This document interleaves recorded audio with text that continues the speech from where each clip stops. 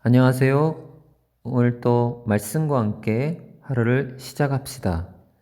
출애굽기 7장부터는 하나님께서 재앙을 통한 본격적인 이스라엘 구원 계획을 실행하십니다. 첫 번째 재앙으로 나일강이 피로 변하게 되자 물고기는 죽고 물에서는 악취가 났습니다. 사람들은 나일강가를 두루 파서 마실 물을 찾았습니다. 그런데 피재앙 사건에도 바로는 아무런 반응을 보이지 않았습니다.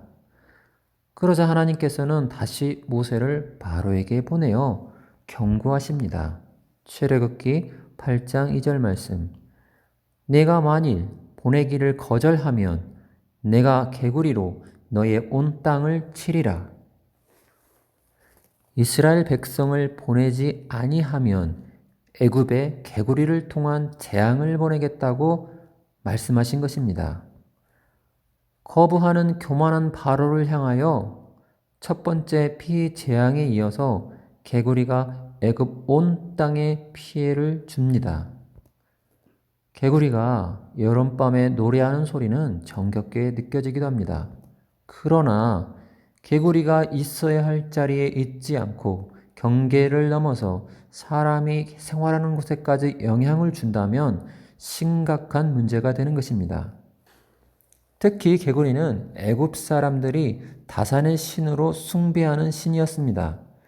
그들의 입장에서는 신이 자신의 일상을 파괴하고 있는 것입니다. 첫 번째 피재앙에서 모세와 아론을 무시했던 바로는 다급한 나머지 모세와 아론을 다시 부릅니다. 출애굽기 8장 8절 말씀. 바로가 모세와 아론을 불러 이르되 여호와께 구하여 나와 내 백성에게서 개구리를 떠나게 하라. 내가 이 백성을 보내리니 그들이 여호와께 제사를 드릴 것이니라. 바로는 두 번째 재앙 앞에서는 모세와 아론에게 항복을 선언합니다. 모세는 바로에게 하나님만이 진정한 신임을 이야기하며 동시에 개구리 재앙 사건이 우연이 아닌 살아계신 하나님의 역사하심을 이야기합니다. 출애굽기 8장 10절에서 11절 말씀. 그가 이르되 내일이니라.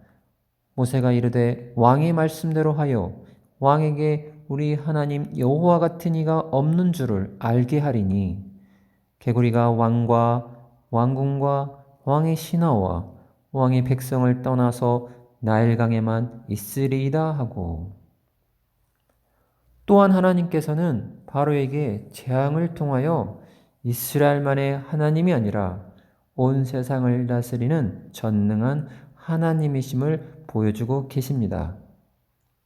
그리고 모세가 하나님께 향하여 기도하자 개구리들이 죽는 역사가 일어납니다. 출애굽기 8장 13절 말씀. 여호와께서 모세의 말대로 하시니 개구리가 집과 마당과 밭에서부터 나와서 죽은지라. 애굽 사람들이 신으로 섬겼던 수많은 개구리들의 최후는 온 이집트에 악취를 남겼습니다. 하나님의 말씀을 순종했던 두 사람, 모세와 아론은 이제 자신의 사명이 끝났다고 여겼을 것입니다.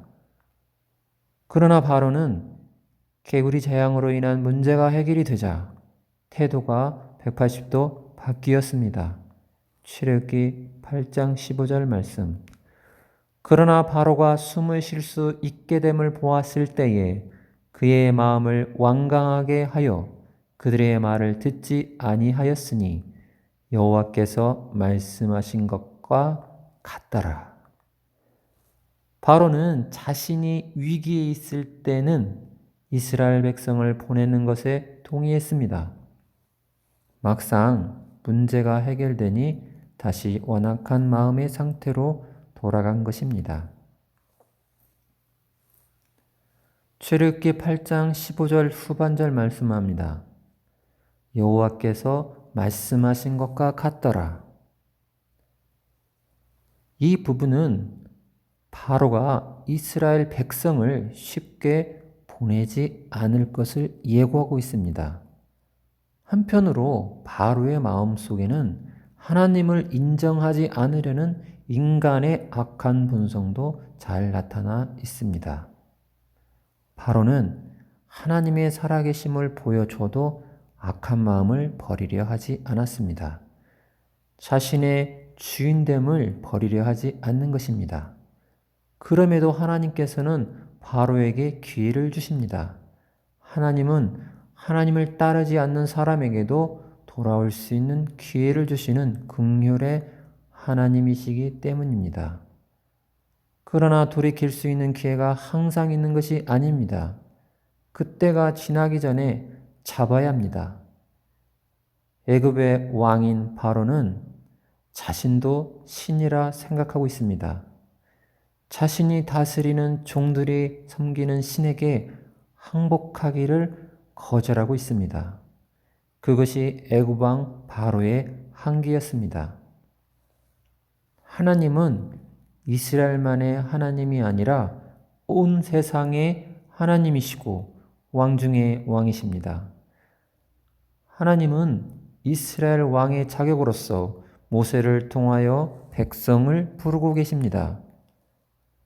하나님의 통치를 받는 백성은 행복한 사람입니다. 하나님은 우리의 왕이시며 우리의 아버지이십니다. 진정한 왕이신 하나님께 감사하는 하루가 되기를 소망합니다.